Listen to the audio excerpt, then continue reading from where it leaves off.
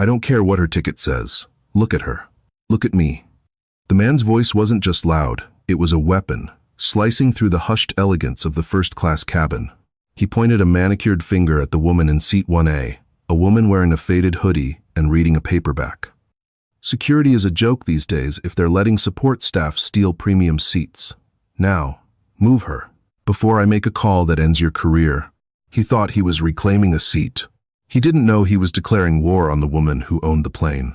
The rain at JFK International Airport lashed against the floor-to-ceiling windows of Terminal 4, turning the tarmac into a blur of gray concrete and flashing amber lights.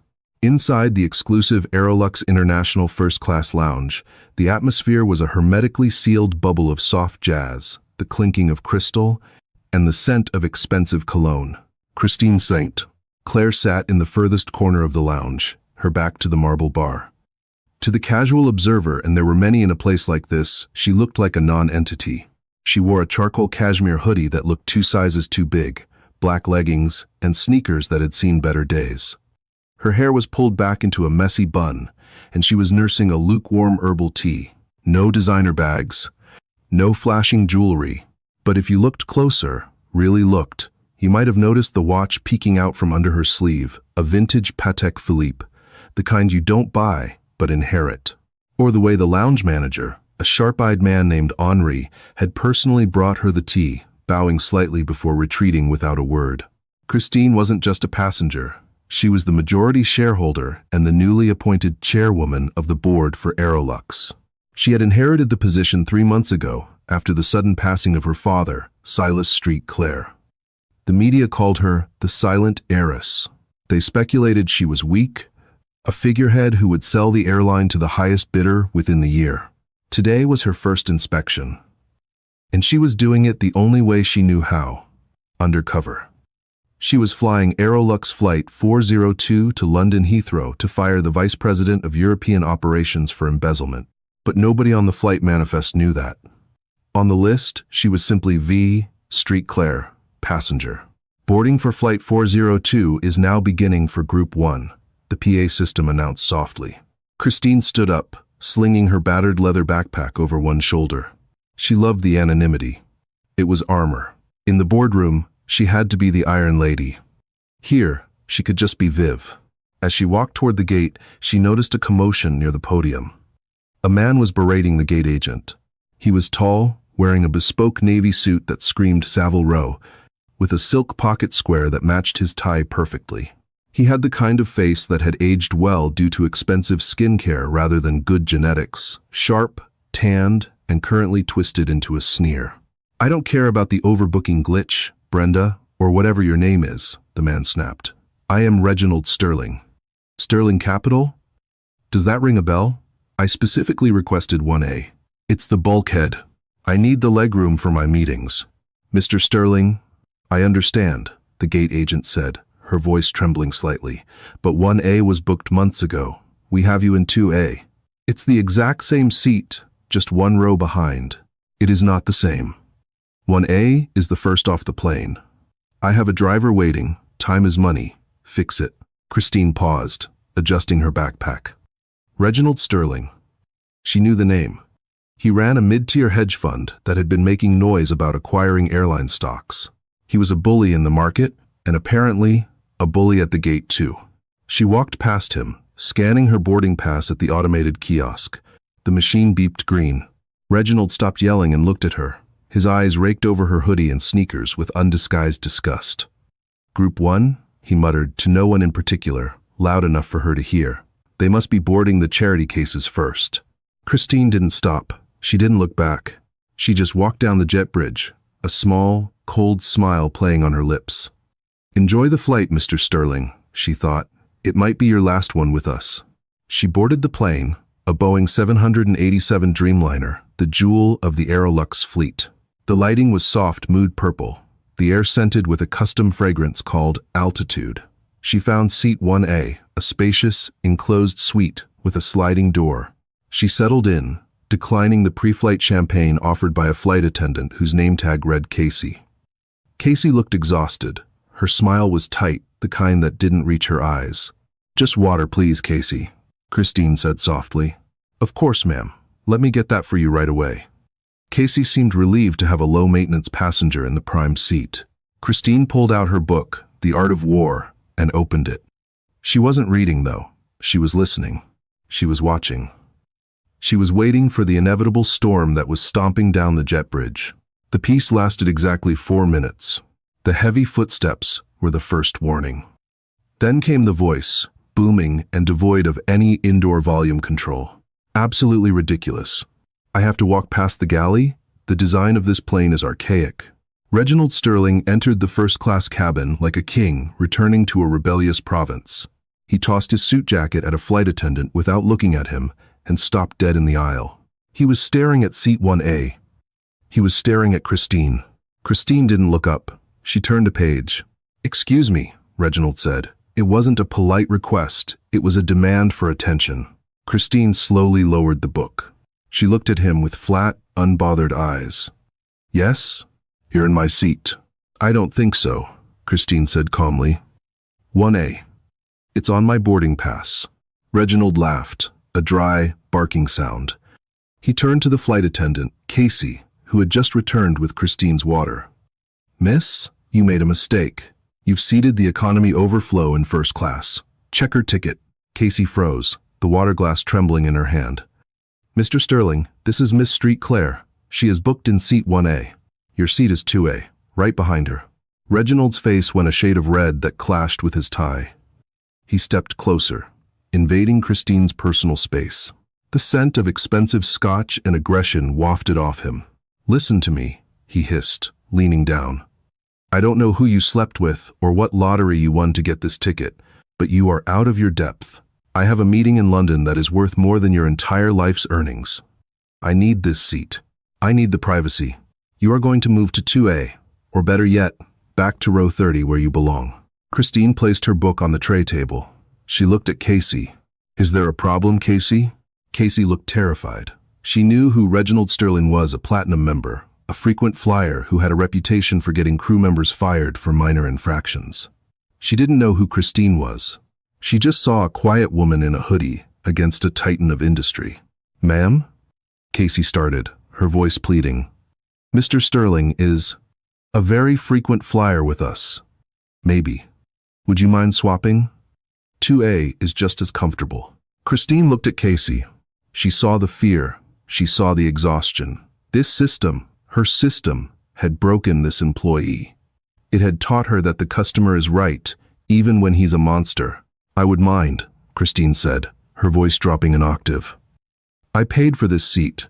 I selected this seat. I am staying in this seat." Reginald snapped. He grabbed the top of the suite partition and shook it. "I am not asking you, you little flight attendant. Get the purser. Get the captain. Now." The commotion had stopped the boarding process. Passengers in rows 3 and 4 were craning their necks. A few phones were raised, cameras recording.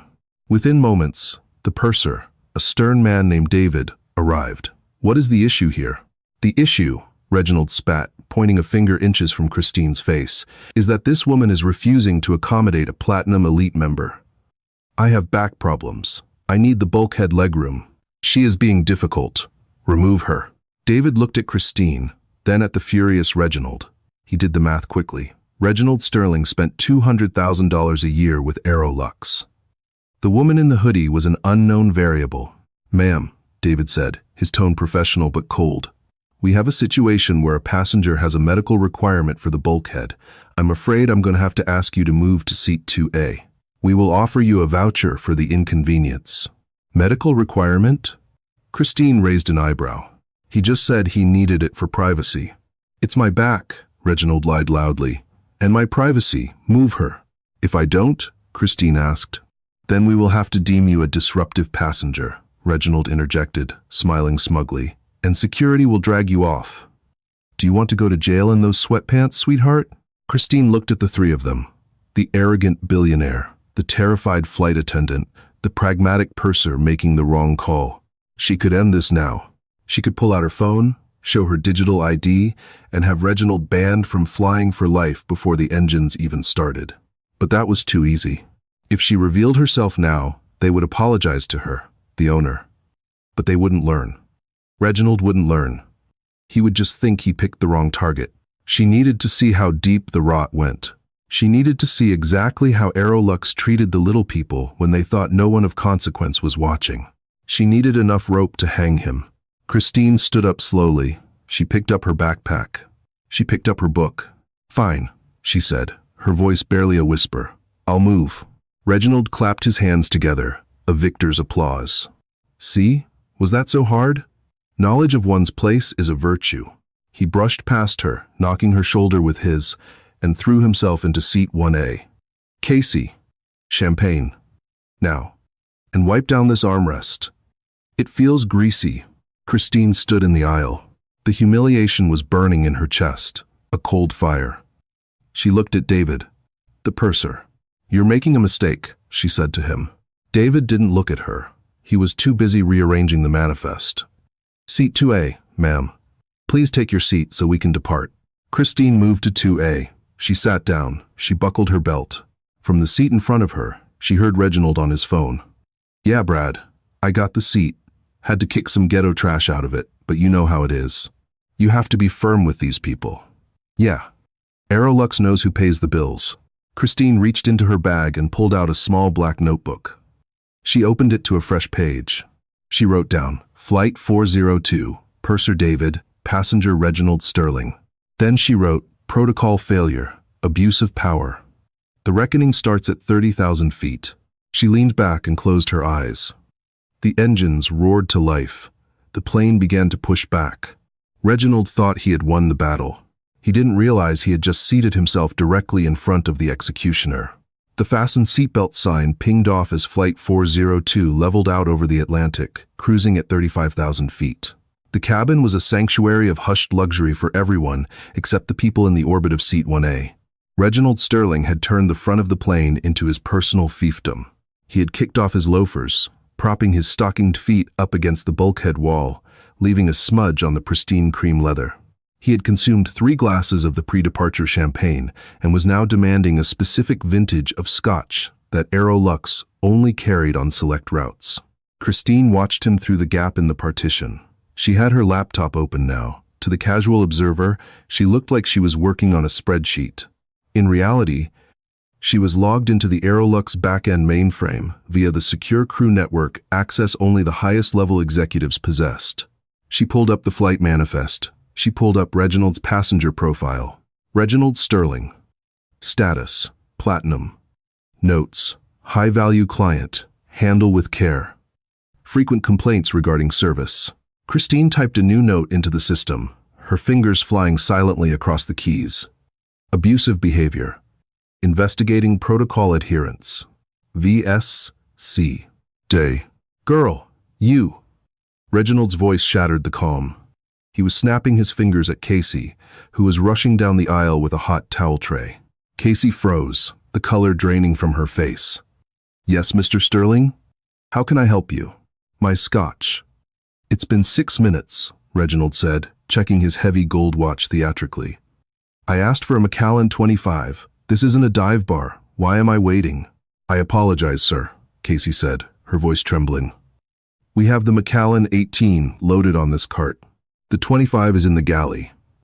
I don't care about your logistics," he sneered, loud enough for the entire cabin to hear. "I care about my drink. You people are incompetent. It's affirmative action, isn't it? That's why you're here. Can't tell a scotch from a soda." The racial undertone hung in the air, thick and suffocating. A few passengers in row 3 shifted uncomfortably, exchanging glances, but no one said a word. They were tired. They wanted to sleep. They didn't want to engage with the angry man in the expensive suit. Christine felt her pulse quicken. It wasn't fear. It was a cold, calculating rage. This was the cancer in her company. Not just the passenger, but the silence that enabled him.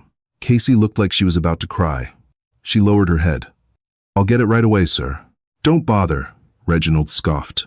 He grabbed the hot towel she offered and wiped his face aggressively, then threw the used towel onto the floor of the aisle. "Just get me the meal menu. And if the steak is overcooked, I'm sending it back and deducting it from your tip." "Oh, wait, you don't get tips. You get a salary you probably don't deserve." Casey bent down to pick up the towel. As she did, Reginald shifted his leg, accidentally kicking her hand. "Oops," he grunted, not looking at her. "Watch where you're crawling." That was it. Christine unbuckled her seatbelt. The metallic click sounded like a pistol cocking in the quiet cabin. She stood up and stepped into the aisle, looming over Casey, who was still crouching on the floor, clutching her hand. Christine reached down and gently helped the flight attendant to her feet. "Are you okay?" Christine asked softly. Casey nodded, blinking back tears. "I'm fine, ma'am. Please, sit down." The turbulence. Christine ignored her. She turned to seat 1A. Reginald was looking at her, an amused smirk on his face. "Oh, look, the refugee from 2A speaks. What do you want? An autograph? I want you to apologize to her," Christine said. Her voice was steady, calm, and carried the weight of a judge delivering a sentence. Reginald laughed. "Apologize? To the help? You must be joking. Sit down, sweetheart. This is grown-up talk." "You kicked her," Christine said. "I saw it. You are verbally abusive. You are littering the cabin, and you just physically assaulted a crew member.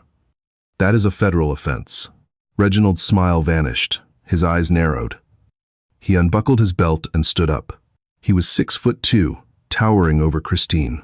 He used his height as a weapon, stepping close, invading her space again. "Listen to me, you little nobody," he hissed. "I am Reginald Sterling. I buy and sell companies like this for breakfast. I could buy you? Do you have any idea who you're talking to?" "I know exactly who I am talking to," Christine said, not backing down an inch. She looked up at him, her gaze boring into his. "A bully with a credit card." "You listen here," Reginald raised a hand, pointing a finger in her face. "Is there a problem?"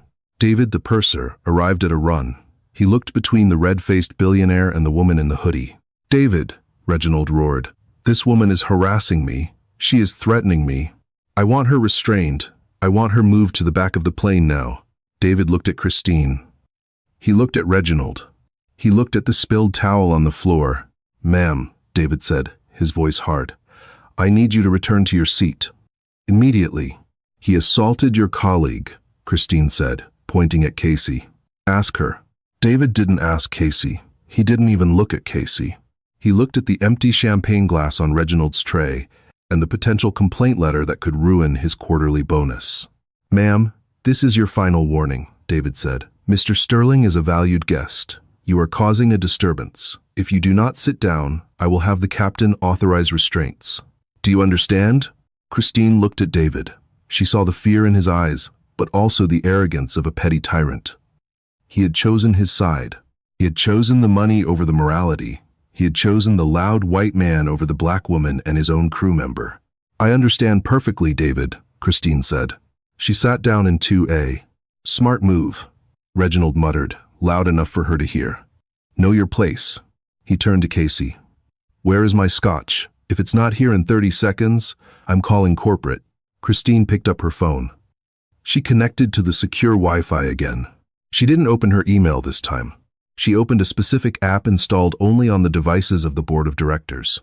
It was a direct line to the cockpit communications system, a digital override usually reserved for emergency security threats. She typed a message.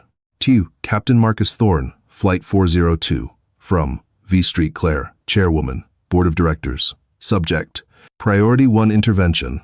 Captain Thorne, this is Christine Street Claire. I am currently in seat 2A. I am observing a severe failure of protocol and passenger safety regarding the occupant of seat 1A. Do not alert the cabin crew. Maintain course.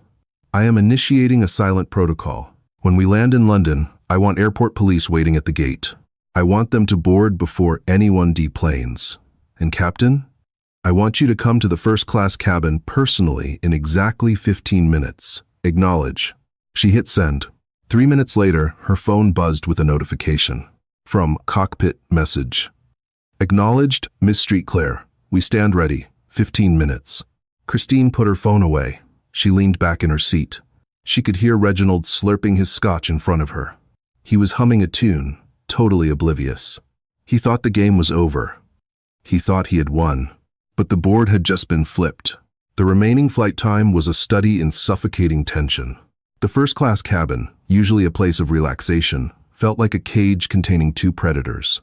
one loud and flailing, the other silent and stalking. Reginald had moved on to his fourth scotch. His face was flushed a deep, unhealthy crimson, and his tie was undone, hanging loosely around his neck like a noose he was unknowingly tightening. He had pulled out his laptop and was aggressively typing, occasionally muttering about lawsuits and incompetence. Christine sat in 2A, motionless. She wasn't reading anymore. She was watching the reflection in her darkened window, observing the cabin behind her. Casey, the flight attendant, was trying to make herself invisible.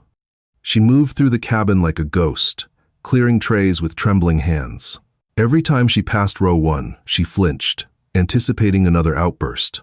David, the purser, was huddled in the galley, aggressively organizing duty-free catalogs. He was avoiding eye contact with everyone. Deep down, a seed of doubt had been planted in his mind. The woman in 2A was too calm. Most passengers, when threatened with security and blacklists, either crumbled or screamed. She had done neither. She had simply waited. At exactly 15 minutes past the hour, the fasten seatbelt sign flickered, but not for turbulence. The cockpit door opened. Captain Marcus Thorne stepped out. He was a man of imposing stature, with silver-streaked hair and the kind of grave authority that commanded instant respect.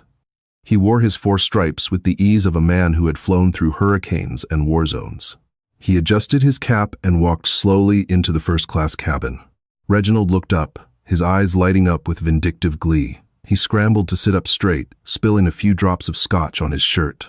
"Captain!" Reginald boomed, waving a hand. Finally, someone with some authority.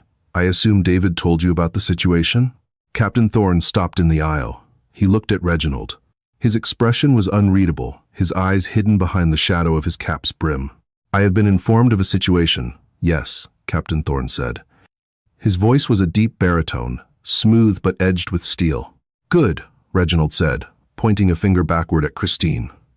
"Then you know this woman is a security risk. She's been harassing me, harassing your crew. I want you to radio ahead. I want her arrested the second we touch down. I know the CEO of Aerolux, you know. Or, well, I know people who know him. Silas Saint. Claire would never tolerate this riffraff in his premium cabin." A heavy silence fell over the cabin. Casey stopped halfway down the aisle. David peeked out from the galley, holding his breath. Captain Thorne didn't look at Reginald. He slowly turned his head and looked at Christine in seat 2A. Christine didn't stand up. She simply met the captain's gaze and gave a barely perceptible nod. Thorne returned the nod sharp, military, respectful. "Mr. Street Clare passed away 3 months ago, sir," Captain Thorne said, turning back to Reginald. "But I'm sure the current ownership takes passenger conduct very seriously." Reginald snorted. "Current ownership? The daughter? The silent little heiress? Please. She's probably getting a pedicure while her stock tanks. She wouldn't know how to run an airline if it came with an instruction manual. That's why men like me are important, Captain. We keep the economy moving. Now, are you going to arrest her or not?" Captain Thorne stared at Reginald for a long moment. It was the look a parent gives a toddler having a tantrum, a mix of pity and exhaustion. "We are beginning our descent into London Heathrow, Mr. Sterling," Thorne said coolly. "Please ensure your seatbelt is fastened. Local authorities have been contacted regarding the disturbance." "Excellent." Reginald clapped his hands. He turned in his seat to sneer at Christine. "Hear that? Local authorities. Hope you like British jail food." Thorne turned to walk back to the cockpit. As he passed seat 2A, he paused. He didn't stop, but his hand brushed the top of Christine's seat suite. It was a gesture of solidarity. "Rough air ahead, ma'am," Thorne said softly, so only she could hear. "But we'll land safely." "Thank you, Marcus," Christine whispered back. David, standing in the galley, saw the interaction. He saw the captain use the passenger's first name. No, not her first name. He didn't know her first name. But he saw the familiarity. A cold stone dropped into David's stomach. He grabbed the passenger manifest again. V. St. Clair. St. Clair. His eyes went wide. The blood drained from his face so fast he felt dizzy. He looked at the woman in the hoodie, the messy bun, the cheap clothes. The silent heiress. David looked at Reginald, who was currently picking his teeth with a cocktail stick. He looked at Casey, who was wiping away a tear in the corner. "Oh God," David thought. I just helped a monster abuse the boss. He wanted to run. He wanted to throw open the emergency exit and jump, but he couldn't. He was trapped in a metal tube, hurtling at 500 miles per hour, and the reckoning was waiting on the ground. The plane banked left. The clouds parted. London sprawled below them, gray and vast. Cabin crew, prepare for landing, the intercom announced. Reginald reclined his seat slightly, defying the landing protocol just to be petty. Hey, honey, he called back to Christine. Last chance to apologize. Maybe I'll tell the cops to go easy on you if you beg. Christine looked out the window. She saw the runway lights approaching. Save your breath, Mr. Sterling, she said, her voice ice cold. You're going to need it. The landing was smooth, a testament to Captain Thorne's skill, but the atmosphere inside the plane was jagged. As the Boeing 787 taxied toward the gate at Terminal 5, the usual symphony of seatbelt clicks was interrupted by the overhead PA system. Ladies and gentlemen, this is Captain Thorne. We have arrived at London Heathrow. Please remain seated with your seatbelts fastened. We have a security protocol to clear before general disembarkation. We ask for your patience. It will only take a moment. A murmur went through the cabin. Reginald laughed loudly. See? He pointed at Christine. That's for you. Security protocol. That means the police are coming on board. This is going to be good. He pulled out his phone and started recording. Hey everyone, Reginald Sterling here. About to watch some justice in action. This is what happens when you mess with the top 1%. The plane came to a halt. The jet bridge connected with a heavy thud. Usually, the door opening is a chaotic rush of people grabbing bags. Today, it was dead silent. The cabin door swung open. 2 uniformed officers from the Metropolitan Police entered. They were wearing high-visibility jackets and carrying the distinct air of no-nonsense British authority. Behind them was a man in a sharp gray suit, Aerolux's London station manager, Mr. Kensington. Reginald unbuckled his seatbelt and stood up, beaming. Officers, over here, he waved his phone. The woman in 2A. She's the one. Verbally abusive, threatening behavior. I want to press charges immediately. The police sergeant, a tall man with a buzz cut, looked at Reginald. Then he looked past him. Please take your seat, sir, the sergeant said calmly. I am the complainant, Reginald spluttered. I am the victim here. Sit down, the sergeant barked. It wasn't a request. Reginald blinked, stunned. He slowly sank back into seat 1A, but kept his phone raised. Fine. But get her off my plane. Mr. Kensington, the station manager, stepped forward. He walked past Reginald without a glance. He walked straight to seat 2A. He stopped, bowed his head slightly, and extended a hand. Miss Street Clare, Kensington said, his voice respectful and loud enough for the entire cabin to hear. Welcome to London. I apologize profusely for the delay and the unpleasantness during your flight. Christine unbuckled her belt. She stood up. She stretched her neck, shedding the invisible weight she had carried for 7 hours. She didn't take Kensington's hand immediately. Instead, she turned to the galley. David, she called out. David was shaking. He stepped out, his face the color of ash. Yes, ma'am? You are relieved of duty, Christine said. Her voice wasn't loud, but it projected with absolute clarity. You will surrender your badge to Mr. Kensington immediately. There will be a disciplinary hearing on Monday regarding your failure to protect your crew and your violation of Aerolux safety protocols. Until then, you are suspended without pay. David looked like he was going to vomit. Ma'am, I didn't know. I thought. You thought money meant right? Christine cut him off. You were wrong. She turned to Casey. Casey was staring at her with wide, shocked eyes. Casey, Christine said, her expression softening. Take the week off. Paid leave. And I'm authorizing a bonus for the distress caused. Someone from HR will call you tomorrow to take your statement. You handled yourself with grace. Casey covered her mouth with her hand, nodding silently. Finally, Christine turned to seat 1A. Reginald was frozen. His phone was still recording, but his hand was shaking so bad the image would be a blur. His mouth was open, but no sound was coming out. The realization was crashing over him like a tidal wave. Street Clare, the owner. The girl in the hoodie. Christine stepped closer to him. She looked down at him, the way he had looked down at her for hours. Mr. Sterling? she said. I didn't know, Reginald stammered. His bravado was gone, replaced by the pathetic whimper of a bully caught by the teacher. It was a misunderstanding, just a joke. We were just having some banter, right? Banter.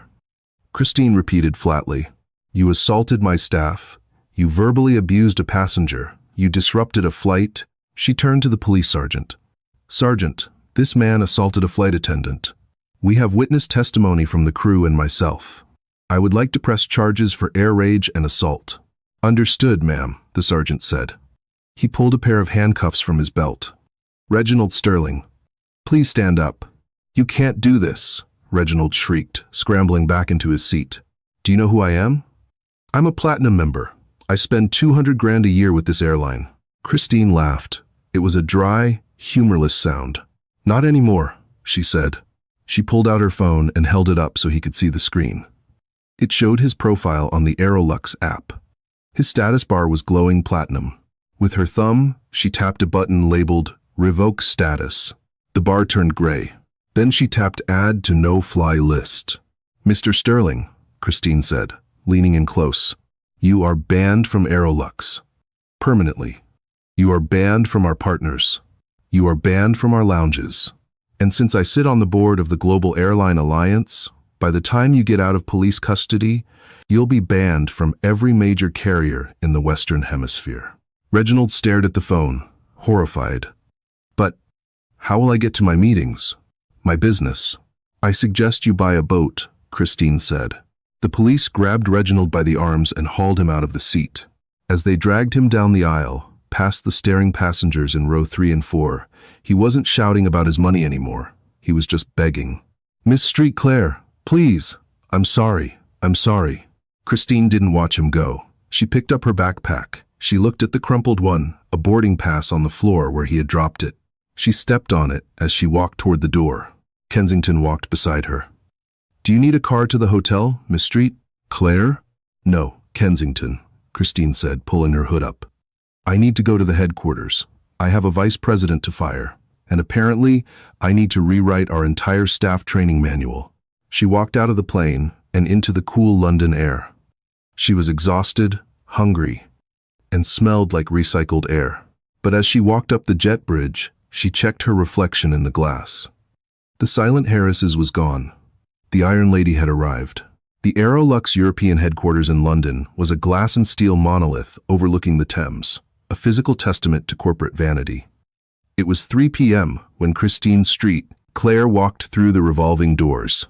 She hadn't changed. She was still wearing the charcoal hoodie, the leggings, and the sneakers that now bore the faint scuff marks of a transatlantic journey. Her hair was still in a messy bun, though wisps of it had escaped during the adrenaline of the landing. The lobby was a cathedral of silence, manned by a receptionist who looked like she had been 3D printed from a Vogue magazine. She barely glanced up as Christine approached. Deliveries are around the back, the receptionist said, her eyes fixed on her computer screen. Christine placed her hands on the pristine white desk. I'm not a courier. I'm here to see Arthur Pendergast. The receptionist finally looked up. Her eyes scanned Christine's outfit, lingering on the fraying cuff of the hoodie. A sneer, almost identical to Reginald Sterling's, curled her lip. Mr. Pendergast is in a crucial strategy meeting with the regional directors. He is not to be disturbed, certainly not by unsolicited visitors. Do you have an appointment? I don't need one, Christine said. Security, the receptionist called out, reaching for a button under her desk. 2 burly guards in dark suits started walking over. Christine didn't flinch. She pulled her phone out. Call Kensington at the airport. Tell him V.S.C. is in the lobby. You have 10 seconds before I fire you, too. The receptionist hesitated. There was something in Christine's voice, that same steel that had frozen Reginald Sterling, that made her pause. She dialed. She whispered. Her face went pale. She hung up and stood so quickly her chair rolled back and hit the wall. Miss Street Claire, I am so sorry. I didn't recognize. Mr. Kensington just told me. The elevator key, Christine said, holding out her hand. The receptionist fumbled for a platinum key card and handed it over with trembling fingers. Top floor, boardroom B. Christine took the card. Don't worry about the security guards. I'll see myself up. The penthouse level. Arthur Pendergast, the vice president of European operations, was a man who believed the world existed to serve him. He was 60 years old, with silver hair, a tan from weekends in Monaco, and a salary that could feed a small nation. He was currently standing at the head of a mahogany table, lecturing 12 nervous executives. Profit margins in the economy sector are down, Pendergast was saying, pointing to a graph. We need to cut costs, reduce the meal portions, squeeze the legroom by another inch. If they want comfort, they can pay for first class. If they're poor, they can suffer. That's the business model. The executives nodded like bobbleheads. Brilliant, Arthur. Truly visionary.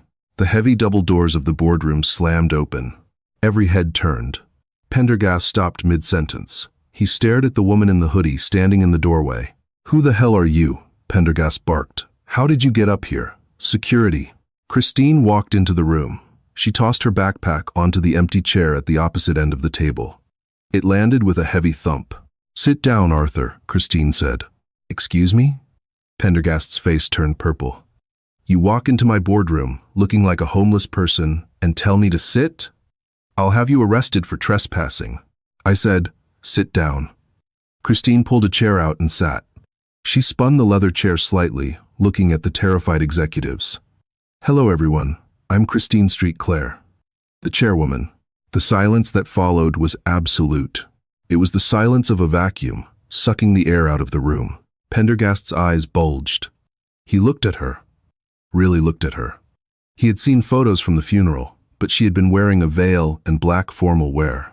But the eyes were exactly like her father's. Christine? Pendergast stammered, his aggression evaporating into confusion. My dear, we weren't expecting you until next month. And the attire? I flew commercial, Christine said. Flight 402, first class. Well, technically seat 2A, because your platinum passenger, Reginald Sterling, decided he owned the plane. Pendergast let out a nervous chuckle. Ah, Reginald. Yes, he's a passionate man. A big investor. I hope he didn't give you too much trouble. He can be a bit particular. Particular? Christine raised an eyebrow. He assaulted a flight attendant. He racially abused the staff. He tried to have me arrested. And do you know what your purser did, Arthur? He helped him. Pendergast waved a hand dismissively. Well, David is a good man, but he knows the priority. High net worth individuals are the lifeblood of Aerolux. Sometimes we have to bend the rules to keep the whales happy. It's just business, Christine. You'll learn that as you spend more time in the role. Bend the rules, Christine repeated. Just then, Pendergast's phone buzzed on the table. He glanced at it. Speak of the devil, Pendergast smiled, looking relieved to have a distraction. It's Reginald Sterling calling now. Probably calling to rave about the service. Do you mind if I take this? It's good for the other directors to hear how we handle VIPs. By all means, Christine said, leaning back and crossing her arms. Put him on speaker. Pendergast tapped the speaker icon. Reginald, my good friend, you're on speaker with the London executive team. How was the flight? Reginald's voice came through, but it wasn't the booming, arrogant voice from before. It was panicked, breathless, and echoed with the background noise of a police holding cell. Arthur, you have to help me. They arrested me. They dragged me off the plane like a common criminal. Pendergast's smile froze. What? Who arrested you? The police. That bitch. That woman in seat 1A. She did this. She told them I assaulted her. Arthur, you have to call the commissioner. Get these charges dropped. And fire that woman. Fire the pilot. Fire everyone. Pendergast looked at Christine. She was smiling, a cold, predatory smile. Reginald, Pendergast said slowly. Who? Who exactly is the woman? I don't know. Some nobody named Street Claire. She claims she owns the place. Tells me she's put me on a no-fly list. Arthur, fix this. I am Reginald Sterling. Christine leaned forward toward the phone. Hello, Reginald, she said clearly. There was a silence on the other end. Then a gasp. You're there? With Arthur? I am Arthur's boss, Christine said, and I'm afraid Arthur can't help you, because Arthur is currently unemployed. Pendergast dropped the phone. What? Christine stood up. Arthur Pendergast, you are fired, effective immediately. For gross negligence? for fostering a culture of abuse, and for the embezzlement of £2.4 million from the European maintenance budget, which my forensic accountants found this morning while I was in the air. The room gasped. "You can't do this," Pendergast shrieked. "I built this division. You're just a girl. You're nothing." "I am the owner," Christine said. "And you are trespassing." "Security." The two guards who had followed her up the stairs stepped into the room. They weren't looking at Christine anymore. They were looking at Pendergast. "Escort Mr. Pendergast out," Christine commanded. "He can take his personal effects. Leave the company, laptop, and phone." As Pendergast was dragged out, screaming threats and obscenities, Christine looked at the remaining executives. They were pale, shaking, terrified. "Now," Christine said, sitting back down, "let's talk about the new customer service protocols. Because if I ever hear of a passenger being treated like I was today, the next firing won't be as polite." 3 months later, the video had gone viral within hours of Flight 402 landing. A passenger in row 3 had recorded the entire incident from Reginald's racist tirade to his ejection by the police.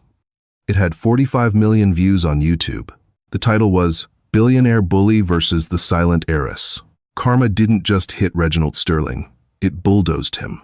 Because the internet is a detective agency that never sleeps, the video didn't just expose his behavior, it exposed his business. The scrutiny on Reginald led investors to pull out of Sterling Capital. His partners, fearing association with a toxic asset, voted to remove him from his own company. But the cherry on top was the travel ban. Reginald had a critical meeting in New York to save his crumbling empire. He tried to book a flight on British Airways, denied. Delta, denied. Air France, denied. He was forced to take a private charter, but half of the reputable charter companies refused his business due to risk of crew abuse. He eventually found a shady operator, but the plane had a mechanical failure and was grounded in Iceland for 3 days. He missed the meeting. His company filed for bankruptcy the following week. Reginald Sterling, the man who needed seat 1A for his valuable time, was now fighting lawsuits from a rented apartment in the suburbs. Taking the bus to his court hearings at Aerolux. The culture had shifted overnight. Christine Saint. Claire didn't just fire Pendergast, she purged the entire old guard. She replaced them with a diverse team of professionals who valued service over status. Casey, the flight attendant, hadn't just returned to work. She had been promoted. She was now the head of in-flight crew training. She used her experience to redesign the protocols for handling abusive passengers. Her first rule, the crew's safety comes before the passenger's wallet. David, the purser, was not fired. Christine believed in second chances, but not without lessons. He was demoted to junior flight attendant and required to undergo 6 months of retraining. He accepted it with humility. He was currently flying short-haul economy routes, learning that every passenger, regardless of their ticket price, deserved respect. JFK Airport, present day. It was raining again in New York. Christine stood at the gate of Flight 909 to Paris. She wasn't hiding in a hoodie today. She was wearing a sharp navy blazer, tailored trousers, and the same vintage Patek Philippe watch. She wasn't boarding first class. She was standing at the podium, watching the boarding process. "Good evening, Miss Street Claire," the gate agent said, beaming. "Everything is running on time." "Excellent," Christine smiled. She watched the passengers board. A young woman with a crying baby was struggling with her bags. A businessman in a suit behind her looked annoyed, checking his watch. Christine watched closely. The businessman stepped forward. "Here," he said to the woman. "Let me grab that bag for you. You go ahead." The woman smiled, relieved. "Thank you so much." Christine felt a warmth in her chest. It wasn't perfect. There would always be rude people. There would always be delays. But the fear was gone. The staff stood taller. The passengers seemed more at ease. She scanned her own boarding pass. She was flying economy today, seat 45C. She wanted to test the new meal service. As she walked down the jet bridge, she passed the cockpit. Captain Thorne was there, prepping the flight. He saw her through the open door and tipped his cap. "Welcome aboard, boss," he said. "Just Christine, Captain," she replied. She walked to the back of the plane. She found her seat next to an elderly couple who were arguing about a crossword puzzle. "Excuse me," Christine said politely. "I think that's my seat." "Oh dear, I'm sorry," the old woman said, shifting her bag. We don't fly much. Are you comfortable? I'm very comfortable, Christine said, buckling her belt. The plane taxied to the runway. As the engines roared to life, pushing them back into the sky, Christine Street Claire closed her eyes. She didn't need the bulkhead. She didn't need the champagne. She had the one thing money couldn't buy, and the one thing Reginald Sterling had lost forever. She had respect, and as the wheels left the ground, she knew that this time, everyone on board was flying in the same direction. The story of Christine and Reginald isn't just about an airline seat. It's a reminder that character is revealed not by how we treat our superiors, but how we treat those we think can do nothing for us. Reginald Sterling believed his net worth gave him the right to abuse others, but he learned the hard way that true power is quiet, observant, and fundamentally kind. In a world where everyone is fighting to be the loudest in the room, be the one who listens. You never know who you're talking to or who holds the keys to your future.